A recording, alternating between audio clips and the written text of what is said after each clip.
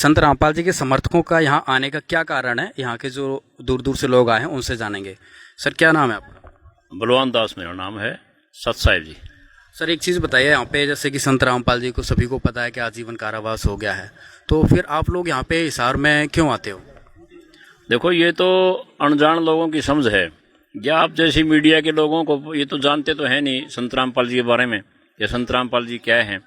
संत रामपाल जी पूर्ण परमात्मा हैं, कबीर साहिब के अवतार हैं, इनको कोई जेल कर नहीं सकता। ये अलग बात है कि सरकार ने नियमों को तोड़कर इनको जेल में डाल रखा है। समय आने पर ये अपने आप आ जाएंगे, क्योंकि इनका अपना काम है। जेल में बैठे भी अपना काम कर रहे हैं, ये भक्ति दृढ़ा रहे हैं, लोगों को नामदान दे रहे हैं, और बहुत सारे लोग जुड़ रहे हैं। लाखों लोग जुड़ चुके हैं जेल में आने के बावजूद। अब उन लोगों से पूछोगे आप, जो नए लोग जुड़े हैं संत रामपाल जी से, वो क्यों जुड़े हैं? इसके पीछे कारण है कि परमात्मा चाहे जेल में बैठो, चाहे रेल में बैठो, चाहे किसी आश्रम में बैठो, चाहे सतलोक में बैठो, उनकी शक्ति पूर्णतः पूरे संसार में काम करती है। इसी तरह से जो नाम दाम ले लेता है संत रामपाल जी से, उन परमात्मा की पूरी शक्ति काम करती है। जो लाभ आश्रम में नाम देने से मिलते थे, वही लाभ यहाँ जेल में बैठे देने से भी मिलते हैं। इसलिए लोग जुड़ते हैं यहाँ पर। सर लोगों के जहन में एक प्रश्न हमेशा उठता है, कहीं पे भी बात की जाती है कि अगर संत रामपाल जी ने कुछ किया नहीं है तो फिर जेल में क्यों है?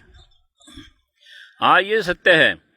एक किया कुछ नहीं, 3 पुस्तकें भी लिखी उन्होंने। राष्ट्रीय समाज सेवा समिति में 3 पुस्तकें लिखी, उनमें 3-4 जजों के नाम लिखे गए हैं, जिन्होंने संत रामपाल जी के 2006 वाले जो करौथा प्रकरण था उसके तय जेल में थे, उस मुकदमे को निपटाने के लिए या अन्य मुकदमों को निपटाने के लिए जमीन का था, जैसे पैसे मांगे गए, और वो उस पुस्तक में लिख दिया गया। तो ये खिज थी एक जुडिशरी को। असली मामला यहाँ है। न्यायालय ने तो दोषी दे दिया है, तो फिर संत रामपाल जी को किसी आधार पे तो दोषी दिया होगा। आप लोग कहते हो कि संत रामपाल जी निर्दोष हैं, तो इन दोनों बीचों में कैसे है? देखो, आप मीडिया में काम करते हो। संत रामपाल जी पर 2 मुकदमे थे, 426, 427। उन दोनों में एक तो मुकदमा था सरकारी कार्य में बाधा डालने का, एक मुकदमा था बंधक बनाने का। दोनों में संत रामपाल जी बरी हो गई हिसार की कोर्ट से। उन्होंने लिखा है कोर्ट ने कि संत रामपाल जी ने सरकारी कार्य में कोई बाधा नहीं डाली और संत रामपाल जी ने कोई बंधक नहीं बनाया। इस आधार पर बरी हो गए। और जो सजा हुई है, सजा देते समय आप पढ़ना उसको, ऑर्डर को, उसमें लिखा गया है कि बंधक बनाकर मारे गए। जब बंधक बनाए ही नहीं, उस केस में बरी हो गए, तो फिर बंधक बनाकर कैसे मार दिए? यानी ये झूठा केस है सारा। समय आने पर सब उड़ जाएगा, ये इंतजार कीजिए आप। तो लोगों का कहना है कि भाई संत रामपाल जी तो अपने आप को भगवान कहते हैं, तो क्या ये बात सही है? मैं आपसे पूछना चाहता हूँ, क्या आपने कभी सत्संग सुना? नहीं सुना। आप वैसे ही कई सुनी बातों पर यकीन कर लेते हो और उसको दूसरे तरीके से तोड़ मरोड़ कर पेश कर देते हो मीडिया वाले। संत रामपाल जी ने आज तक कभी ये नहीं कहा कि मैं भगवान हूँ या मैं परमात्मा हूँ। ये कहते हैं मैं उस परमात्मा का भेजा गया कुत्ता हूँ, आप लोग उस परमात्मा के बच्चे हो, आप लोगों का भक्ति रूपी धन लुट रहा है और मैं भौंक भौंक कर आपको जगा रहा हूं, क्योंकि आप उस धनी के बच्चे हो, मैं उस धनी का कुत्ता हूं।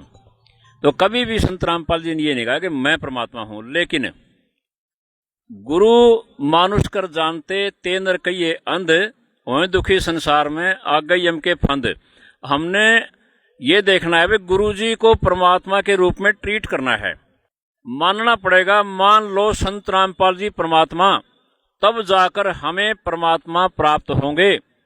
और संत रामपाल जी को कोई कुछ कहे, वास्तव में ये परमात्मा है। चाहे गुरु जी भी नहीं कहते बात मैं परमात्मा हूं, लेकिन हैं, क्योंकि इनके द्वारा वो सुख मिलते हैं जो परमात्मा देते हैं। परमात्मा हर तरह कष्ट काटते हैं और ऐसा समाज परमात्मा बनाने जा रहे हैं। आपको ये भी बता दूं मैं, परमात्मा बिना ये भी नहीं हो सकता। परमात्मा दहेज रहित समाज बना रहे हैं। जो भी शिष्य है संत रामपाल जी का, न दहेज लेता है न देता है। परमात्मा नशा मुक्त समाज बना रहे हैं, चाहे शराब का नशा हो, चाहे सुल्फा गांजा का हो, चाहे बीड़ी हुक्का का हो। संत रामपाल जी अपने शिष्य का सबसे पहले नशा छुड़वाते हैं और उसको नशा मुक्त करते हैं। नशे ने पूरे दुनिया में बहुत से लोगों का बेड़ा गर्क कर रखा है, परिवार के परिवार उजाड़ रखे हैं। और संत रामपाल जी का ये कहना है जिसने यहाँ नाम लेना है पहले इन चीजों से दूर हो, अन्यथा परमात्मा की भक्ति नहीं हो सकती। और परमात्मा चाहिए तो इन नशों से दूर हो जाओ। लोगों को परमात्मा चाहिए। अन्य संतों मंतों के पास जाते वहां तो कोई रोक टोक नहीं है इस बात की, यहाँ पक्की रोक है। कोई नशा नहीं कर सकता, कोई दहेज नहीं ले सकता। ऐसा समाज तैयार कर रहे हैं संत रामपाल जी। और इसके इसी तरह से लोग जुड़ेंगे, कष्ट मिटेंगे लोगों के, और फिर पूरा संसार संत रामपाल जी की इस बात को मान जाएगा और संत रामपाल जी के शिष्य बन करके नशा मुक्त और दहेज मुक्त हो जाएंगे। सरकार जोर लगाती है, कितने नशा मुक्ति केंद्र खोलती है। बताइए, आप सरकार से प्रश्न नहीं करते क्या कभी आप? कितने लोगों ने नशा छोड़ दिया? नशा छोड़ते हैं वहां अंदर ही नशा मिलता है, नशा मुक्ति केंद्र में भी। क्या व्यवस्था है ये? क्यों पैसे बर्बाद हो रहे हैं देश के? दहेज के लिए सरकार कहती है, दहेज मुक्त करने की कोशिश करती है, मुकदमे बनाती है, बहन भाइयों का प्रेम छिन जाता है, पति पत्नियां प्रेम छिन जाता है। संत रामपाल जी के शिष्य कभी भी ऐसा झगड़ा नहीं करते दहेज के बारे में, जो है उतने में गुजारा करते हैं। संत रामपाल जी समझा पाते हैं अपने बच्चों को, क्योंकि ये परमात्मा है, परमात्मा ही सबके दिल में बैठ करके समझा पाते हैं। आमतौर पर सरकार से कितने कड़े नियम बना लो, कोशिश कर रही है, लेकिन बट ऑल इन वैन होता कुछ नहीं। इसलिए संत रामपाल जी परमात्मा हैं, परमात्मा वाले गुण हैं और परमात्मा वाले जो लाभ हैं वो संत रामपाल जी से मिल रहे हैं। इसलिए संत रामपाल जी परमात्मा हैं, लेकिन ये खुद अपने आप को कभी परमात्मा नहीं कहते।